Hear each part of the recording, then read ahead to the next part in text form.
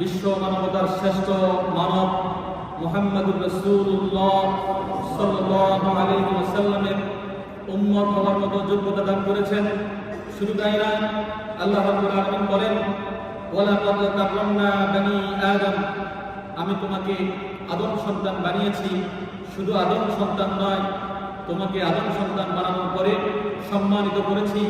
আর যারা এদের মধ্যে হতে আলেম হয়েছে, জ্ঞানী হয়েছে, তাদের ব্যাপারে আল্লাহ রাব্বুল আলামিন বলেন, ইয়ারফাউল্লাহু আল্লাযীনা আমানু মিনকুম ওয়াল্লাযীনা উতুল ইলমা দারাজাত।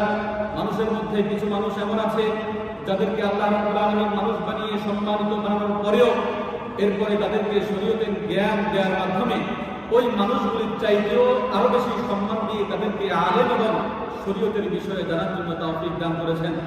সকলে বলেন আলহামদুলিল্লাহ।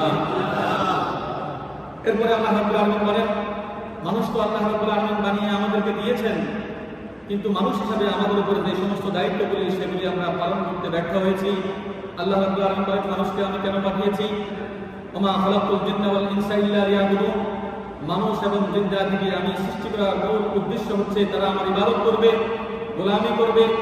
এক প্রান্তে পৃথিবীর মানুষ যদি, মুসলিম যদি কষ্ট পায়, হাদিসের মধ্যে রাসূল বলেছেন, পৃথিবীর সকল মানুষগুলি হলো একটি দেহের মতো। আমার দেহের মধ্যে একটি আঙুল যদি কোনো কারণে ক্ষতিগ্রস্ত হয়, আমার পুরো শরীর ব্যথা অনুভব করে। অনুরূপভাবে পৃথিবীর পশ্চিম প্রান্তে যদি কোনো মুসলিম কোনো সমস্যার সম্মুখীন হয়, পূর্ব প্রান্তে আমরা যারা আছি তারা যদি ব্যথিত না হই, তাহলে মনে করতে হবে আমরা মুমিন নই। আর যদি মুমিন নাই হই, তাহলে আমাদের জন্য ওয়াজের কোনো প্রয়োজন নাই। মুমিন না হলে আমাদের নামাজ পড়া হবে মুনাফিকের মতো, যেমনটা আল্লাহ রাব্বুল আলামিন বলেছেন, ফাওয়াইলুল লিল মুসাল্লিন আল্লাযীনা হুম ইউরাউনা ওয়া ইয়ামনাউনা আল মাউন। এরপরে আল্লাহ রাব্বুল আলামিন আরো বলেছেন, ওয়াল্লাযীনা হুম আলা সালাতিহিম খাশিউন। মুমিন হলো তারা যারা নামাজ পড়ে অত্যন্ত গুরুত্বের সাথে আল্লাহ রাব্বুল আলামিনকে ভয় করে। রাসূলুল্লাহ সাল্লাল্লাহু আলাইহি ওয়াসাল্লাম বলেন, ফাইল্লাম তাকুন তারাহু ফাইন্নাহু ইয়ারাক। ইবাদত করো ওইভাবে যেভাবে ইবাদত করলে মনে হয় আল্লাহকে তুমি দেখে দেখে ইবাদত করতেছ। আর যদি তুমি দুর্বল ইমানদার হও, ওই টেন্ডেন্সি তোমার না থাকে, তাহলে মনে করতে হবে তুমি আল্লাহকে না দেখলেও আল্লাহ রাব্বুল আলামিন তোমাকে সবসময় দেখতেছেন। এই ব্যাপারে আল্লাহ রাব্বুল আলামিন বলেন, ইন্নাল্লাহা সামিউন বাসীর। নিশ্চয় আমি আল্লাহ রাব্বুল আলামিন তুমি কি করো, গোপনে যা করো তাও দেখি, প্রকাশ্যে যা করো তা তো অবশ্যই দেখি।